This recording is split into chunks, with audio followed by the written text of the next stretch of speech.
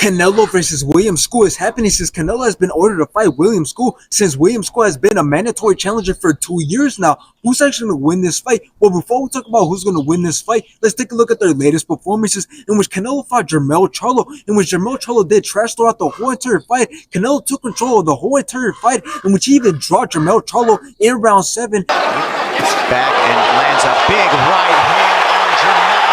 And obviously Canelo ended up taking it by decision. And still, the undisputed super middleweight champion of the world. At this, we all know that Canelo just fought Jaime Munguia, in which Jaime Munguia did great in the early rounds until Canelo dropped Jaime Munguia in round 4, then won almost every single round, completely outlanded Jaime Munguia, and obviously Canelo ended up taking it by decision.